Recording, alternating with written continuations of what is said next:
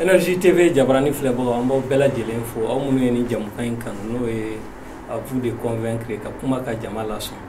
aw bɛ parti mun dɔn Mali kɔnɔ n'o ye ADP Maliba an b'a ye k'a fɔ président Kalata tɛmɛnen na 2018 la o ye jɔyɔrɔ 4nan sɔrɔ n'ale yɛrɛ cɛbɔ kun ye Alu Bubakari Jalo ye wa secrétaire général maître Abdoulaye Sidibé ni ma fili ni bɛna k'a siɲɛ 2nan ye an ka plateau kan ale y'an ka bi mɔgɔ welelen ka da jamana yɛrɛ lahala kan komi bɛɛ b'a kalama cogo min wagati laban in na wulikajɔw bonyana kosɛbɛ mouvement du 5 rassemblement des forces patriotiques olu kɛn bɛ ka wulikajɔ kɛ k'a ɲini ko président k'a ka walan sɛmɛ a n'a ka régime an b'a ye k'a fɔ président fana nɔfɛmɔgɔw a ka jɛkulu olu fana farala ɲɔgɔn kan jɛkuluba dɔ la n'o ye convergence des forces républicaines olu fana kɛn bɛ k'a ɲini ko ka président dɛmɛ ale ni fanga tuloma minnu bɛ yen n'an b'a fɔ o ma institution baw olu ka se ka sinsin a ɲɔgɔn sama-sama kɔni baraka bonyanen don o n'a ta bɛɛ an b'a ye k'a fɔ M5 rassemblement des forces patriotiques u ye bɔko fɔlɔ kɛ n'o bɛnna juin kalo tile 5 ma bɔko filanan juin kalo tile 19 a bɛɛ kɛra jamako ye u ka kumakan laban mun bɔr'o kɔfɛ u ko k'u b'u kumakan kelen kan hali bi u ma bɔ o kan an b'a dɔn nin ko bɛɛ wolola ko dɔw de la minnu tɛmɛna wagati laban in na hakili jiginna wasaden Kalata an b'a ye k'a fɔ depuis o tɛmɛna jamana ma basigi ka na se fo sisan ma mais bɛɛ n'i ka ye cogo don ADP Maliba an y'a jateminɛ nin ko in na olu tɛ ka fara mɔgɔ kan u kɔni bɛ k'u hakilina di jamana ko la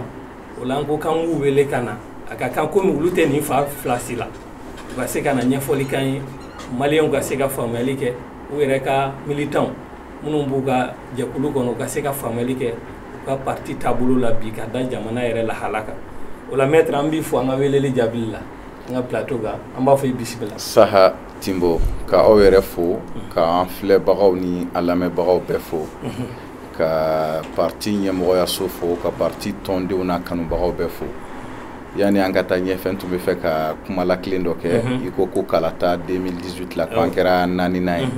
an kɛra jɔyɔrɔ 3nan de an ka candidat kɛra mɔgɔ 3nan de tun bɛ fɛ k'o lakilen 3nan de don d'accord o ye fili ye aw ye jɔyɔrɔ 3nan sɔrɔ élection tɛmɛnen n'o ye président Kalata ye o la sa an bɛna don an ka baabu kɔnɔ an y'a fɔ cogo min bi jamana bɛ lahala mun na an bɛ fɛ k'a dɔn ɲininkali fɔlɔ bɛna kɛ mun ye o ye aw ka jɛkulu n'o ye ADP Maliba ye a bɛ lahala jumɛn na bi jamana kɔnɔ kɛnɛya sira fɛ parti politique yɛrɛ sira fɛ an b'a dɔn k'a fɔ an bɔra député Kalata la parti bɛ lahala jumɛn na bi maître. I ni ce monsieur Timbo bi ADP Maliba an b'a fɔ n ko a ka kɛnɛ an bɛ se k'a fɔ ko a ka kɛnɛ kosɛbɛ Timbo parce que munna i b'a dɔn tɔn bonya ka lajɛba 2nan kɛ a san kelen ɲinan ye lajɛba mun kɔfɛ bureau kura sigira bureau kura sigilen bureau y'a ka baaraw daminɛ n'o ye ka parti la ɲinamaya ka taa fɛ parce que parti baara la sigi t'a la lafiɲɛbɔ t'a la parti kɔnɔna na implantation baaraw ti ban ka comité kuraw sigi ka sous-section sigi olu ye baaraw de ye parti kɔnɔ a bɛ kɛ waati waati donc parti ka animation baara bɛ senna halisa parti tɔnden kuraw bɛ ka don parti kɔnɔ o tɔndenw ye mɔgɔ gansanw ye o tɔndenw ye mɔgɔ élu ye donc parti an b'a fɔ ko alhamdulilayi wa i yɛrɛ y'a fɔ i ka baabu daminɛ na an bɔra Kalata la sisan wasaden Kalata parti ye jɔyɔrɔ ɲuman sɔrɔ parce que an ye wasaden caman sɔrɔ député 6 an y'o sɔrɔ Kalata kɔfɛ comparativement à 2013 où élection kɔfɛ député 2 de tun b'an bolo. Mais aw ka parti y'a jira k'a fɔ k'aw ye jɔyɔrɔ 3nan de sɔrɔ président Kalata tɛmɛnen na 2018 ka na député 6 sɔrɔ wasaden Kalata la o bɛ mun de jira aw yɛrɛ fɛ Kalata de don wa ou bien gɛlɛya wɛrɛ de bɛ kow kɔnɔ. N'i ko k'i bɛ wasaden Kalata ni président Kalata sanga ɲɔgɔn na i bɛ sɔn ka fili dɔɔni parce que Kalataw modèle tɛ kelen ye président Kalata i b'a sɔrɔ jamanaden bɛɛ ɲɛ bɛ mɔgɔ kelen de la o ni wasaden Kalata don a bɛ fɔ o ma ko élection de proximité de don i b'a sɔrɔ candidat ye sigida dɔ de mɔgɔ ye yan'a ka kɛ parti mɔgɔ ye donc ale Kalata ni président Kalata tɛ réalité kelen ye bon comme an da bɛna s'a ma baro kɔnɔ mun y'a to an ma député caman sɔrɔ ka se nin ma n'o tɛ an tun ye yɔrɔ wɛrɛ caman sɔrɔ mais ko dɔw n'a siraw fɛ an bɛna s'a ma baro kɔnɔ o député tilala ka minɛ an na o siège minɛ an na n'o tɛ an b'a fɔ k'a fɔ alhamdulilayi ni dɔ ma fara parti ka sankɔrɔta kan ka bɔ 2018 la ka na bi la fɛn ma bɔ a la. O la sa an b'a dɔn k'a fɔ yanni 2018 cɛ aw ka parti a kun bɛ opposition de la ka na se fo kalata tɛmɛnen na ka se fo accord politique de gouvernance mun signé na le 2 mai 2019 n'o kɛra san 2019 ɔ o la an bɛ fɛ k'a dɔn bi gɛlɛya kɔfɛ ADP Maliba bɛ fan jumɛn de aw bɛ opposition de la aw bɛ majorité la aw jɔyɔrɔ ye mun ye. Timbo i y'a fɔ an bɛ taa kalata la wagati min na président sigi 2018 ADP Maliba tun ye fanga sina jɛkulu ye an taara kalata la e yɛrɛ y'a fɔ ko an ye jaabi sɔrɔ an kɛra jɔyɔrɔ 3nan ye parti tora o ngara dabaga jɛkulu kɔnɔ fo ni 2020 muna bi an bɛ niveau jumɛn na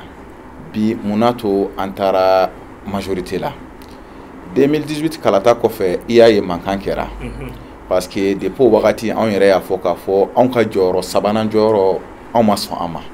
mais comme jamana sariya b'a fɔ ko ni kalatasoba n'o ye cour constitutionnelle jamana sariya sonba ko n'a ye jaabi mun fɔ ko segin tɛ k'a kan an ka cɛ bɔ kalata 2018 la n'o ye an jɔɲɔgɔn kɛ Ali Bubakar Jalo ye le 22 septembre a ka ca la san yɛlɛmaw ni donbaw la a bɛ kumakanw ni duwawudenw ni bonne fête souhaité jamanadenw ye a ko le 22 septembre 2018 ko ale kɔni bolo bi kalata ko an kan k'o bila an kɔfɛ tiɲɛ don anw yɛrɛ jaabi mun sɔrɔ an ma sɔn a ma mais an ka b'o kɔnɔ jamana bɛ ka taa yɔrɔ min na jamana bɛ bolo mun ka bin a kanunen don jamanadenw an k'an bolo di ɲɔgɔn ma donc depuis o wagati a y'a fɔ k'a fɔ ko fo faamaw ka jɛrɛkulu kɛ ka kɛnɛ sigi kɛnɛ mun kɔnɔna na maliden cɛman n'a musomanw bɛɛ bɛna se k'i sigi k'a fɔ mun de bɛ jamana kɔnɔ bi n'o man ɲi fɛɛrɛ jumɛn bɛ se ka sɔrɔ o la donc a y'o idée fɔ le 22 septembre 2018 ale kɛlen k'o fɔ 2018 la i yɛrɛ y'a ye 2019 salon san laban na jamana ɲɛmɔgɔ n'o ye le président Ibrahim Boubacar Keïta a ko k'u bɛna jɛrɛba dɔ kɛ n'u y'a tɔgɔ kɛ a daminɛ ko dialogue politique inclusif kɔfɛ mɔgɔ y'a fɔ k'a fɔ ko n'a danna dialogue politique inclusif ma ko n'a kɛra politique dɔrɔn ko jamanaden bɛɛ tɛn'i yɛrɛ sɔrɔ a kɔnɔ parce que bolola baarakɛla ye jamanaden ye mɔnikɛla ye jamanaden ye sɛnɛkɛla ye jamanaden ye baganmarala ye jamanaden ye mais n'e ko dɔrɔn ko dialogue politique inclusif olu b'a fɔ o tuma politique mɔgɔw ka lajɛ don anw sen t'a la donc o tɔgɔ nana yɛlɛma k'a kɛ dialogue national inclusif o dialogue national inclusif de kɔnɔ anw ko an tun bɛ k'a ɲini parce que anw y'a ɲini 2018 n'an ka cɛ bɔ Ali Bubakar Jalo ye donc anw ko o tuma ni nin fɔra anw ka fɛn laɲininen don siga t'a la anw b'an sen don a la wa Timbo an y'an sen don a la k'a daminɛ depuis dugumana ka na se fo niveau national la an ka déléguéw taara niveau kelen-kelenna bɛɛ la sigikafɔ in bɛɛ an sen don n'a baara bɛɛ kɔnɔ an ma da sen donna yɛrɛ ma yɔrɔ dɔw yɛrɛ la an responsabilisera parce que Timbo tiɲɛ don an bɛ politique kɛnɛ kan n bɛ politique tɔgɔ la a ka kan man kan ma jigin kɛ mais o n'a ta bɛɛ an selen niveau national ma Timbo n'i y'a jateminɛ dialogue in yɛrɛ ka sanga sɔrɔ ka dawula d'a ma ka yanga bonya n b'a fɔ k'a fɔ ADP ka jiniyɔrɔ yira la kosɛbɛ an jɔyɔrɔ bonyana daw y'o fɔ da minnu autorisé len don k'o fɔ ka se fɔ an m'an ka parti siège la ka t'o bonyamasegin k'an ye k'a fɔ ko ala la ADP Maliba aw y'a sen don nin baara mun na a diyara anw ye wa a ye baara sankɔrɔta donc an for'o la k'an waleɲuman d'o la feuille de route fɛnɛ labɛnni na walasa pour que ka kuma minnu fɔra bɛnkan ni laɲini kɛmɛ ni kɔ ninnu walasa ka se k'o lawaleya Timbo feuille de route dɔ baara kɛra wa o feuille de route fɛnɛ baara waleyali o kalifara ADP Maliba la donc an bɛ se ka mun fɔ Timbo ADP Maliba ye dialogue ɲini faamaw ye dialogue kɛ anw y'an sen don dialogue la daminɛ fɔ a laban an responsabilisera dialogue mise en œuvre baara dɔ la wa o de bɛɛ lajɛlen kɔfɛ Timbo le 30 décembre 2019 ni hakili b'a la dialogue yɛrɛ clôture kɛra décembre kɔnɔ donc san ban kuma yɛrɛ le 30 décembre anw taara ka taa primature la ka taa u b'a fɔ fo ma accord politique de gouvernance parce que a ka kan fɛnɛ ka an ka parenthèse dayɛlɛn ka dɔɔni fɔ o accord politique de gouvernance la i b'a dɔn gɛlɛya kɔfɛ élection présidentielle la a fɔra ko jamanadenw ka sigi ka baara kɛ walasa ka jamana la kolosumaya mɔgɔ ka fara ɲɔgɔn kan i b'a dɔn a sɛbɛn nana le 2 mai u y'a ɲini an fɛ le 2 mai k'anw k'a signer anw ko an tɛ se k'an bolo don sɛbɛn na tant que an ye sigikafɔ mun ɲini n'o ma kɛ comme sigikafɔ kɛra an sen donna la kalo 8 sɛbɛn in da entrée en vigueur kɔfɛ gouvernement yɛrɛ sigilen kɔfɛ ka mɛn fo kalo 8 Timbo o de kɔfɛ anw nana an bolo don sɛbɛn in na le 30 décembre 2019 donc k'a fɔ an nana la Maliko la an y'an sen don dialogue la an kɔni a sera kɛla a lawaleyali ye mise en œuvre tubabu b'a fɔ ma mise en œuvre an bolo n'a ser'o ma i y'i sen don den mun de pas a bɛ kɔnsɔn waati min na ka n'a bange ka n'a lamɔ an bolo n'a sera a lawaleyali ma i kan ka sɔrɔ o yɔrɔ la. Kosɛbɛ an da bɛna s'o ma mais yan'o cɛ an b'a dɔn k'a fɔ i y'a yira kuma na k'a fɔ accord politique signé na pour que ka na ni basigi ye o kɔnɔna na dialogue national inclusif fana kɛra o bɛɛ kɔfɛ an b'a ye k'a fɔ wagati laban in na jɛkulubaw wulilen don kɛrɛnkɛrɛnnenya la mouvement du 5 rassemblement des forces patriotiques k'a ɲini président fɛ n'a ka régime ka walan sɛmɛ o b'a yira olu ka faamuyali la ko gɛlɛya caman de bɛ jamana kɔnɔ o la an bɛ fɛ k'a dɔn bi Mali gɛlɛya aw yɛrɛ ɲɛ b'a la cogo di.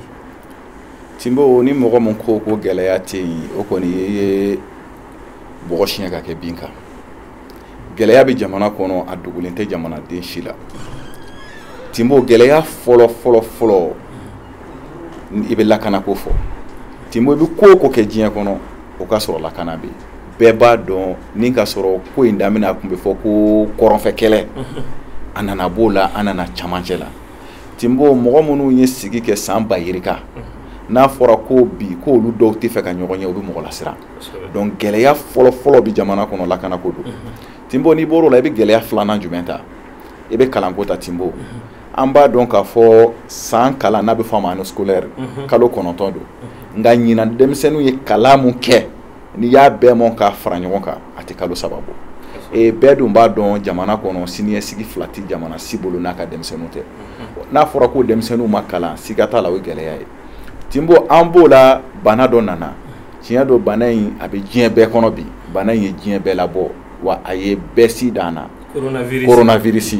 bana in a donna an fɛnɛ fɛ yan mais anw bolo bana in gestion fɛnɛ anw ka jamana kɔnɔ o kɛra a damana gɛlɛya ye munna Timbo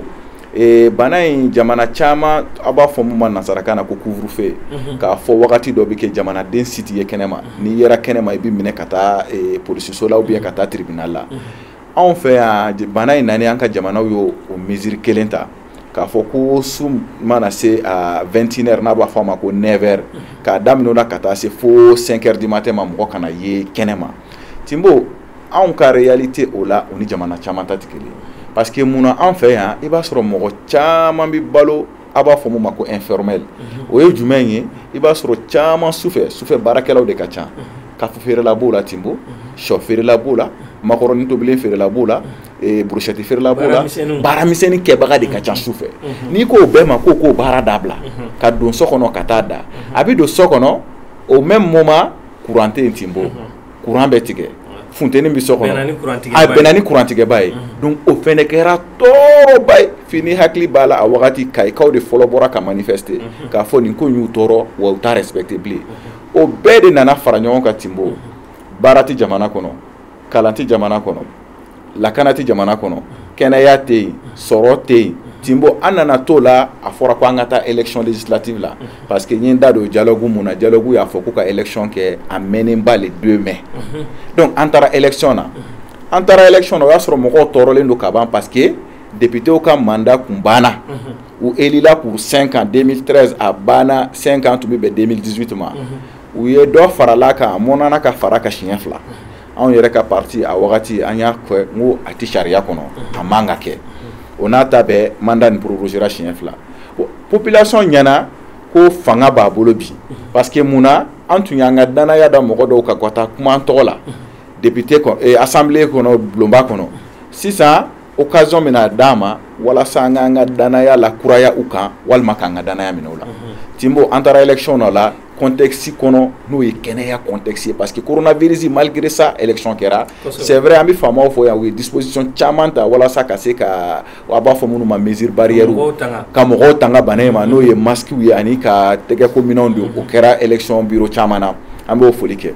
donc an taara élection na mɔgɔ ɲɛna ni i nana i ka wasa don minnu na olu bɛna na malheureusement Timbo deuxième tour la ko wɛrɛw bɔra a la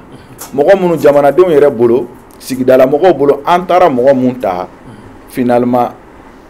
ko seli a kuncɛyɔrɔ la n'o ye cour constitutionnelle ye o tigi ma ye bilen donc o nana o y'a sɔrɔ n ye gɛlɛya ni fɛn fɛn f'i ye nin bɛɛ bɛ ka ban donc o nana k'i b'a fɔ n t'a dɔn a b'a fɔ cogo min na i b'a fɔ taa bilala forobabugu la o nana kɛ déclencheur ye ka mankan poyi ta mankan poyilen an balima dɔw ni an jɛɲɔgɔn dɔ n'o ye Mali maaba caman ye u ye caman b'u la u ye poste caman occupé olu ye mouvement créé k'a fɔ ko ka nin kɛlɛ kɛ an b'a dɔn k'a fɔ ni mun ye kɛnɛyako ye mun ye kalanko ye mun ye lakanako ye mun ye baarako ye nin bɛɛ ye kɛlɛ mun bɛɛ b'a fɔ bɛɛ b'i yɛrɛ sɔrɔ kɛlɛ min kɔnɔ bɛɛ b'i yɛrɛ sɔrɔ la jamanaden bɛɛ b'i yɛrɛ sɔrɔ la i tɛ se k'a fɔ k'u ye den fa ye ko denw tɛ ka kalan kɛ k'a t'i tɔɔrɔ Timbo i tɛ se k'a fɔ jamana mun kɔnɔ baara tɛ yen denmisɛnninw bɛ tila kalan na u bɛ san 5 san 10 kɛ chômage la o tɛ mɔgɔ si la nisɔndiya dɛ donc n'o mɔgɔ y'o kɛlɛ fɔ k'i b'o kɛlɛ kɛ bɛɛ b'i yɛrɛ y'o kɛlɛ kɔnɔ nka ka taa kɛlɛ se fo jamana ɲɛmɔgɔ an da bɛna so yɔrɔ ma mais aw yɛrɛ fɛ élection in y'a yira k'a fɔ o de kɛra gɛlɛya laban ye mun kɛra sababu ye ka nin ko wuli élection de don wa ou bien a bɛɛ de faralen ɲɔgɔn kan ou bien élection de y'a teliya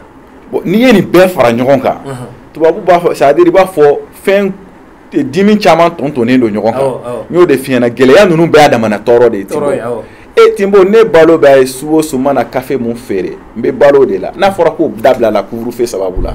o bɛ mɔgɔ tɔɔrɔ dɛ élection ko dɔrɔn tɛ élection ko dɔrɔn tɛ ni gɛlɛya bɛɛ tun bɛ ka kɔrɔ mais élection ko de nana ko tɔ bɛɛ lajɛlen teliya sinon ni gɛlɛya kelen kelen tun bɛ ka kɔrɔ an b'a ye k'a fɔ aw yɛrɛ taara dialogue in na i y'a yira k'a fɔ aw jɔyɔrɔ bonyana dialogue national inclusif in na n'o ye sigikafɔba in ye mun kɛra san 2019 décembre kalo la o sigikafɔ in ye fɛɛrɛ caman de fɔ minnu kun kan ka tigɛ pour que gɛlɛya kana kɛ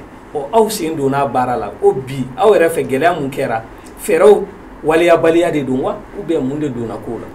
a bɛ se ka kɛ fɛɛrɛw waliyabaliya ye Timbo parce qu'il faut aussi reconnaître que dialogue kɔfɛ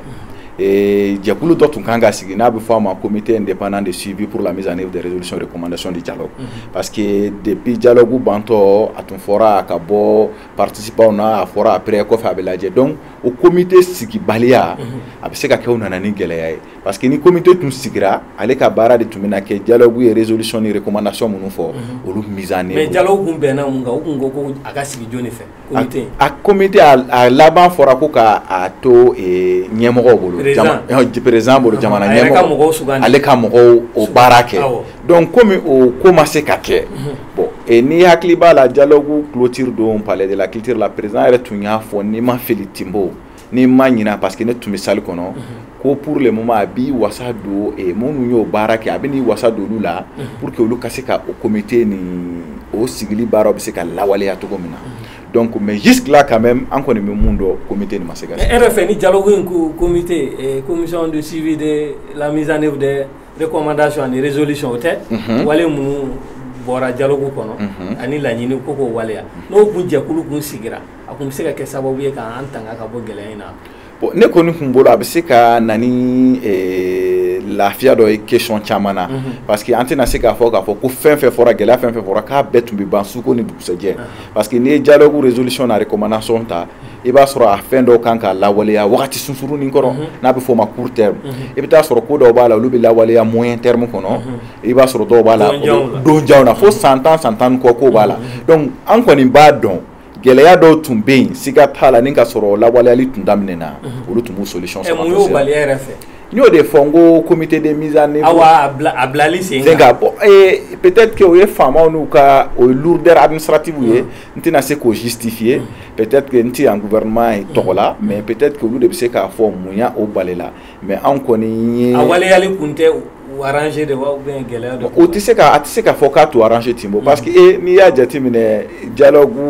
kɛra cogo min na ka jamanaden bɛɛ lajɛlen wele jamana fan 14 jamana kusi bɛɛ o bɛɛ ka na la ka laɲini fɔ ka sɛbɛn gafe kɔnɔ ka tila ka na fɔ k'o lawaleya kɔni t'o arranger an tɛ se k'o faamuya mais peut-être que n b'a bila administration ka girinya kɔnɔ ne kɔni b'a bila o kɔnɔ o ye ne kelen ka faamuyali ye. a fɔra dialogue ye laɲiniba minnu kɛ e yɛrɛ fɛ jumɛn sera ka waleya la. Bon ni ko y'a dialogue la fɛnɛ i bɛ laɲini ninnu kɛ bolomafara fila ye tubabu b'a fɔ dɔ ma ko recommandation u b'a fɔ dɔ ma résolution kɔni tun ye laɲini belebeleba 4 ye o laɲini belebeleba 4 n'i ma fili ko ka kalataw kɛ ko ka armée a b'a fɔ mun ma ko ka reconstituer ko k'o bila ka taa Kidal ani ka révision constitutionnelle kɛ ani ka accord d'Alger yɛlɛma ka l'administration da voilà ani accord d'Alger bɛ se ka réviser cogo min yɔrɔ minnu bɛ yen ni gɛlɛya b'a la exactement bon an kɔni bolo déjà an bɛ se k'a fɔ mun kɛra o kɛra élection ye parce que a tun fɔra k'o ka kɛ au plus tard le 2 mai élection kɔni kɛra avant le 2 mai mais hali ni ka sɔrɔ a laban kɛra ko wɛrɛ ye laɲini 4 na élection dɔrɔn élection kɔni kɛra mais armée reconstituée fɛnɛ n'i b'a kalama a baara tun daminɛna f'u tun ye sira minɛ mais n'i ma fili jusque là o ma se Kidal fɔlɔ donc an bɛ se k'a fɔ kelen de sera ka waleya fɔlɔ o fana ko kɛra gɛlɛya ye an bɛ na sisan mun ye mouvement du 5 rassemblement des forces patriotiques an y'a ye k'a fɔ wulikajɔ kɛ fɔlɔ kɛra le 5 juin filanan kɛra juin kalo tile 19 wulikajɔ u ka laɲini ko président de ka bɔ yen ko ka walan sɛmɛ a n'a ka régime olu fɛ ko gɛlɛya de ye président ye a n'a ka régime bi aw yɛrɛ ADP Maliba la u ka laɲini ninnu aw ɲɛ b'a la cogo di. Timbo an kɔni y'a fɔ gɛlɛya ninnu an bɛɛ ka kan la maliden bɛɛ ka kan la k'a fɔ kalan tɛ yen baara tɛ yen kɛnɛya tɛ yen bɛɛ ka kan la maintenant k'a fɔ ko président n'a ka régime k'a lawuli en faire une exigence fo diyagoya an kɔni ka yeta la o tɛ démarche ɲuman ye parce que an bolo o tɛ démarche ɲuman ye mun na Timbo an ka faamuyali la o bɛ na ni tiɲɛni min ye a tɛ na n'o ɲɛli ye Timbo n b'o misali kelen di e yɛrɛ ma mouvement in yɛrɛ kɔnɔna na i ye da se u ka wulikajɔba fila ma le 5 ni le 19 le 19 ni hakili b'a la mouvement kɛyɔrɔ la Timbo a fɔra u y'u ka déclaration kɛ ko n'u bɔra yan sisan k'u bɛɛ bɛ cɛ ka taa Kuluba ko ka taa laɲini papier in di président ma a ka démission signé n'a ma kɛ heure kelen u b'a fɔ mun ma k'u bɛ désobéissance civile kɛ kuma fɔra Timbo an fɛn fɛn i b'i ka jabaranin kɔrɔ an bɛɛ dusukun y'a kɛ kap an dusukun tigɛra an ja tigɛra munna an ja tigɛra Timbo parce que Timbo ni jama lahawla jama k'a fɔ ko nin bɛɛ k'i diriger ka taa n'a fɔra Kuluba ye fanga symbole de nin bɛɛ k'i diriger ka taa Timbo a tɛ taa jeli bɔn kɔ dɛ parce que n'u ye manifestant mana sira minɛ force de l'ordre bɛna fɔ k'u tɛna tɛmɛ a bɛna kɛ mun ye a bɛna kɛ jeli bɔn ye jeli bɔn jɔnni jeli de bɛna bɔ Timbo malidenw c'est pourquoi nin kɛnɛ kan an bɛ an ka alimamiba fo malgré que tɔn mɔgɔ dɔw y'a fɔ ko jama in bɛɛ ka diriger ka taa ani k'a fɔ k'u ka désobéissance civile kɛ a wulila a ye mun fɔ a ko k'o ta kɛcogo ye dɛ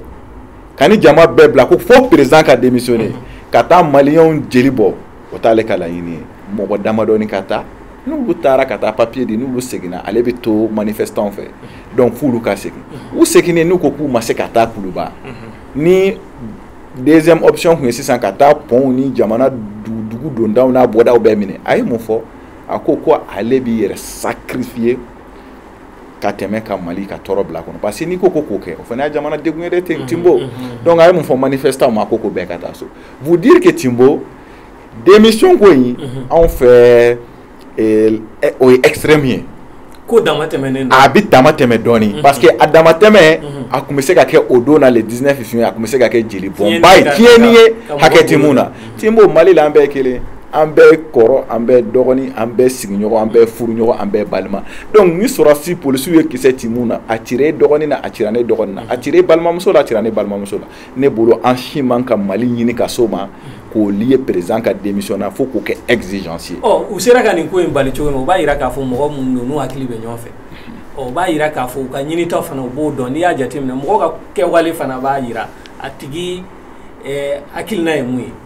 o ye tiɲɛ y'o de f'i ye mɔgɔ hakilimabaw de b'u la mais peut-être que jɛ o jɛ kɔnɔ Timbo i bɛ sɔn fɛnɛ k'a fɔ jɛ la tubabu b'a fɔ mun ma mɔgɔ modérélenw bɛ yen mɔgɔ sabalilenw bɛ yen mais i b'a sɔrɔ mɔgɔ dansagolenw fana bɛ jɛ bɛɛ kɔnɔ. mais n'u ko ko président ka régime sɛbɛn i b'a sɔrɔ u bɔra jateminɛba dɔ de kɔfɛ mɔgɔ hakili juru carinenw b'u la kosɛbɛ aw yɛrɛ ka faamuyali la parce que an y'a yira dialogue a ma se ka waleya a fɔra ka a mécanisme de suivi mun ka ɲi ka a laɲiniw waleya o baara kun tora président de bolo a k'o mɔgɔw sigi o ma se ka kɛ n'olu ko jamana gɛlɛya ye président ye bi quelque part an bɛ se k'a fɔ k'u ka kuma a bɛ se ka lajɛ cogoya jumɛn na yɛrɛ fɛ. non Timbo ne y'o de f'i ɲɛna le président parce que anw fɛn fɛn e ne jamanaden bɛɛ an si tɛ gouvernement dɔn an tɛ premier ministre dɔn an tɛ ministre dɔn an bɛ président de dɔn parce que jamanadenw de y'u ka danaya ta ka da président ka san 5 karisa an bɛ e de suganti i ka kɛ an ka jamana ɲɛkun ye san 5 kɔnɔ donc ni fɛn o fɛn ɲɛna président de b'a tɔnɔ sɔrɔ a tɔgɔ duman y'ale ta ye n'a tiɲɛna fɛnɛ an tɛ ɲɛɲini an tɛ mɔgɔ wɛrɛ dɔn ni président tɛ donc n'i y'a bila o minɛn kɔnɔ président de nɔ ye ko bɛɛ ye o parce que n'a ɲɛna anw b'ale de dɔn peuple bɛ président de dɔn n'a tiɲɛna dɔw y'ale ka ciden dɔw y'ale ka ciden de ministre y'a kɛ tan premier ministre y'a kɛ tan peuple t'o dɔn peuple b'a ka président de dɔn parce que peuple y'a ka danaya da président de kan donc n'u y'a fɔ ko président de nɔ don o mɔgɔ t'o sɔsɔ parce que président de ye le premier responsable quand même c'est lui le garant danaya dara ale kelen de kan premier ministre ni ministre tɔw ye ale de b'olu danaya da olu kan donc n'u ko président de nɔ don a mɔgɔ t'a fɔ ko président nɔ tɛ parce que ale de ye premier responsable ye mais k'a kɛ fo a démissionné n'a ma bila nin bɛ kɛ tasuma bɛ wuli o kɔni o tɛ problème ye. maître an b'a dɔn i ye avocat ye i ye sariya dɔnbaga ŋana fana i bɛ se ka mun f'an ye o yɔrɔ la an ka sariya sun sɛbɛn na a hakɛ dilen bɛ jamanadenw ma bi k'a ɲini président fɛ a ka démissionner wa a n'a ka régime. bon n bɛ mun f'i ɲɛna o la démission Timbo démission ye acte volontaire de ye. a bɛ bɔ a tigi de la. a bɛ bɔ a tigi de la Timbo i ye n ta baara la Timbo vraiment nin baara in a man di ne ye bilen ne b'a bila.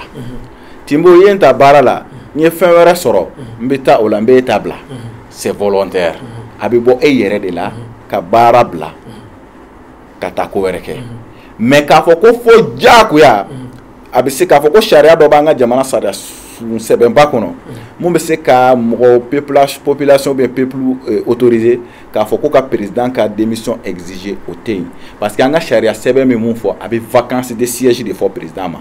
ko ni vacances de siège nana o ye jumɛn ye ni a yera k'a fɔ président soit a yɛrɛ y'a bɔ a yɛrɛ la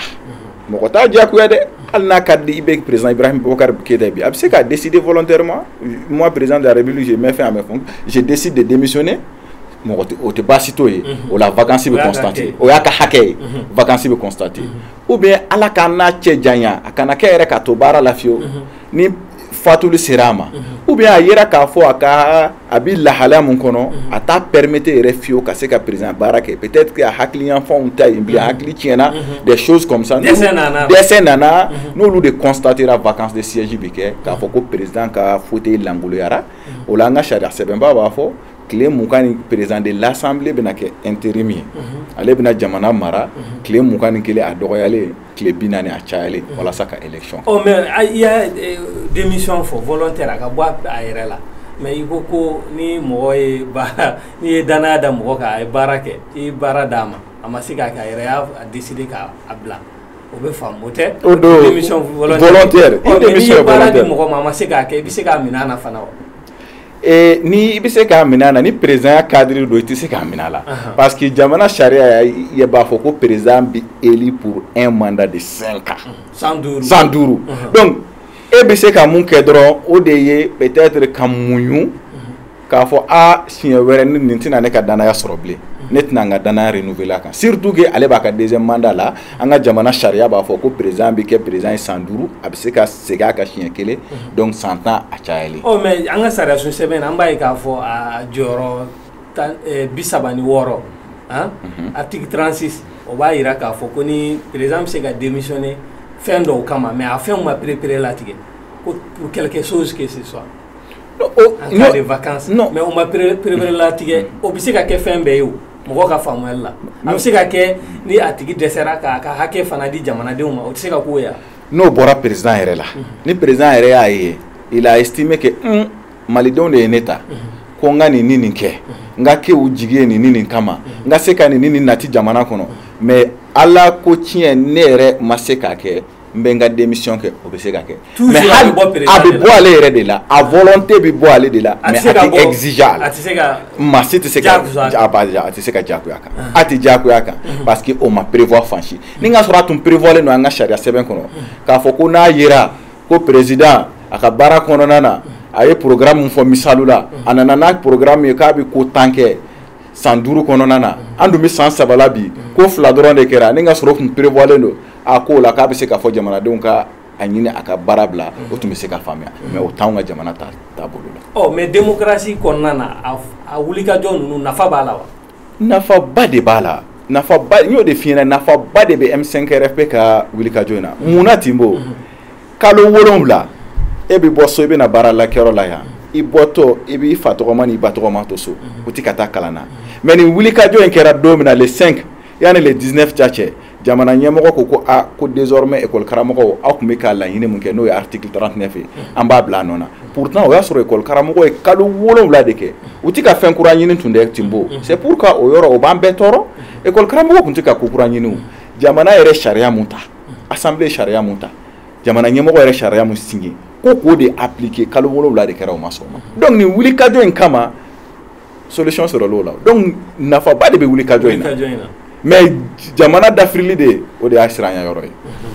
an y'a ye k'a fɔ ka ɲininiw na ko président a n'a ka régime bi bi na ni président n'a ka régime fɔ a tɛ taa assemblée nationale kɔ a tɛ taa cour constitutionnelle kɔ an b'a ye k'a fɔ kalata laban e yɛrɛ y'a jira kuma na k'a fɔ a kɛra gɛlɛyaba ye wulikajɔw kɛra a la yɔrɔ caman na contestation o la bi mun ye régime ko in ye e hakilina ye mun ye assemblée ko la kɛrɛnkɛrɛnnenya la ADP Maliba. ADP Maliba assemblée ko la Tinbo fiɲɛ bɛ assemblée la o dogolen tɛ mɔgɔ si la k'a fɔ ni nin yɛrɛ tɛ fiyewu i tun t'a dɔn k'a fɔ ko député sifaya 2 tun bɛ assemblée kɔnɔ mais ni législature la député sigiyɔrɔma 2 ye Tinbo. an y'a ye aw ka mɔgɔw ye club sigi. oui parce que mun na parce que siga t'o la o député dɔw bɛ yen ko jamanadenw ka député tiɲɛ de don a bɛ yen anw yɛrɛ ka mɔgɔw y'a sigi wa a ka kan parce que olu bɛ yen o députéw bɛ yen jamanadenw ka jamanadenw ye minnu ta k'a fɔ ko anw jamanadenw anw ɲɔnɔnkaw anw kayikaw anw segukaw anw bɛ fɛ karisa ni karisa de ka k'an ka député o députéw bɛ yen tout comme député wɛrɛw bɛ yen jamanadenw m'olu ta dɛ mais cour de y'olu ta c'est pourquoi mɔgɔw b'a f'i ye député sigiyɔrɔma 2 ye jamanadenw ka député bɛ yen cour ka député bɛ yen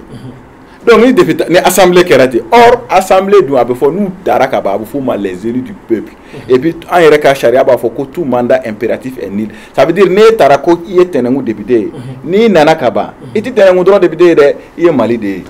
les élus du peuple donc e bɛ bɔ tɛnɛnku dɔrɔn sago la i bɛ kɛ Mali député de ye i bɛ Mali bɛɛ ka hakɛ de défend o t'a bali k'a fɔ i tɛ tɛnɛnku ka hakɛ fɔ minɛ mais i tɛ yan tɛnɛnku dɔrɔn kama k'a fɔ ni tɛnɛnku ko tɛ i tɛ député ye i ye Mali ka député ye ɔ jamana mun bɛɛ kan ka kɛ ten de les 147 la u bɛɛ kan ka kɛ ten mais n'o 147 la 30 ɲɔgɔnna ti ten Tinbo fiɲɛ bɛ assemblée la dɛ donc c'est pourquoi ADP anw ka yeta la déjà c'est pourquoi souvent a kanunen don Mali la an yɛrɛ ka valeur dɔn an yɛrɛ ka solution na Tinbo an yɛrɛ bɛ fɛɛrɛ minnu bɔ a kana kɛ an bɛ fɛɛrɛ minnu sɔrɔ an yɛrɛ an ka ba d'olu la fɛɛrɛw kana kɛ dɔrɔn k'a fɔ dɔw bɔra kɔfɛ ka na nin fɔ an ɲɛna an k'o kɛ déjà Tinbo le 18 juin Aliou Diallo a ka communication de l'Assemblée la n'o y'an ka président d'honneur ye ni ale yɛrɛ ye député élu ye Kayi ale ye jamanadenw ka député de dɛ parce que olu taara dès le premier tour yɛrɛ donc m'a fɔ k'a fɔ fɛn fɛn ma ta premier tour olu tɛ député peuple ka député ye mais k'a f'i ɲɛna dɔrɔn a y'a fɔ k'ale kɔni bolo groupe Benso tɔgɔ la parce que an bɛ groupe parlementaire min na assemblée la o groupe Benso ye ani le club des députés du peuple tɔgɔ la il est bon aujourd'hui mankan bɛ yɔrɔ min na fiɲɛ bɛ assemblée wo minnu na segin ka k'o kalata kan